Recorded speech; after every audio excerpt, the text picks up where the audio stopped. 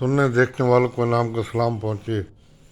दोस्तों, रूस और अमेरिका ये असल में राइवल हैं यूक्रेन में। मैं आपको मिसाल देकर समझाऊंगा कि रूस का मसला क्या है।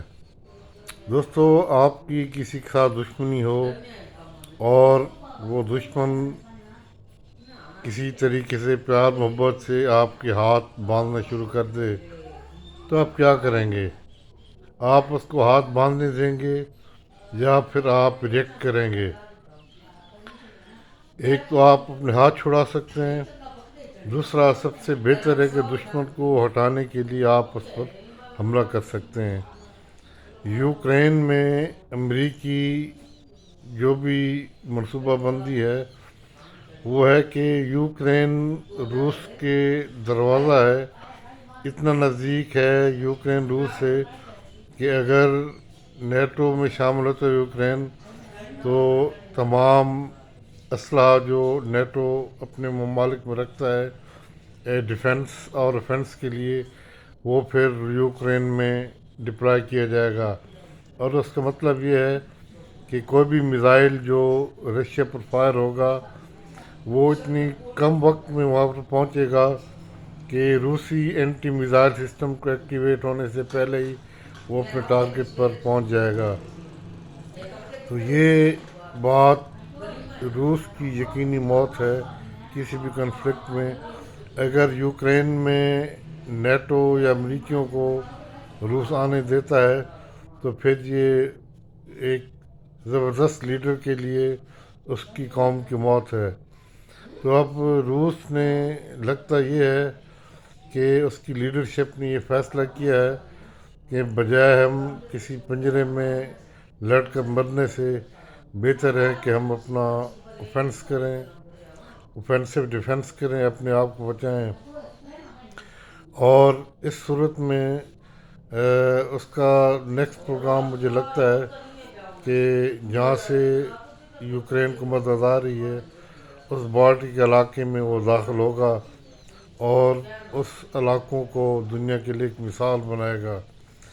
जबकि अमरीकियों की कोशिश ये है कि वो डर भी रहे हैं कि जो भी मिशनरीज हैं, जो पैसे लेके लड़ने वाले लोग हैं, उनको भर्ती करके यूक्रेन में रूस के ख़िलाफ़ डिप्लॉय करे, जैसे अफ़गानिस्तान में ब्लैक वाटर की सूरत पे होता रहा है।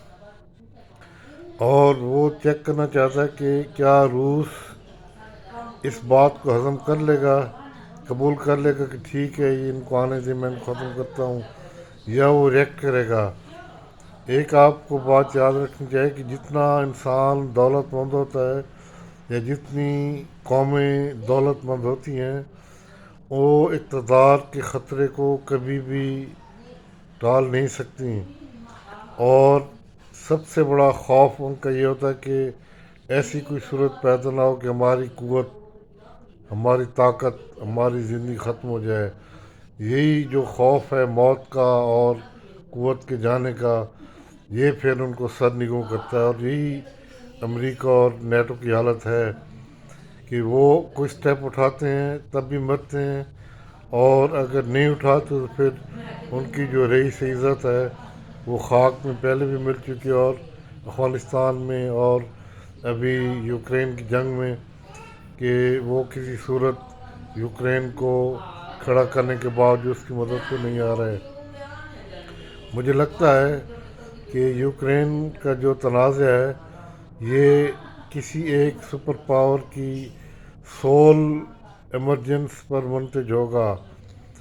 अगर रशिया के मुकाबले में नेटो अमेरिका नहीं आता, नेटो तो अमेरिका ही है, नहीं आता तो फिर अमेरिकी डाउनफॉल, जो उसकी क़ुव्वत कायरा है खौफनाक, वो ज़मीन बोस हो जाएगी। जब एक बदमाश एक किसी इलाके में होता है तो उसकी गोली से ज़्यादा उसकी हैबत होती है।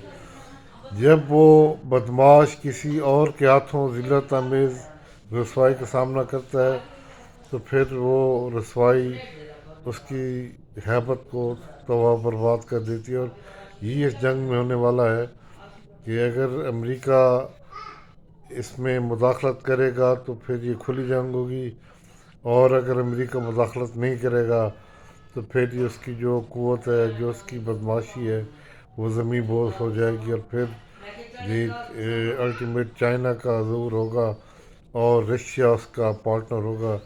یہ لگتا ہے کہ یہ جنگ ایسے تھمنے والی نہیں ہے، اس نے کسی نہ کسی کروٹ بدلنا ہے، اور پھر یہ ڈیسائیڈ کرے گا کہ آئندہ دنیا میں راج کس کا ہونے والا ہے۔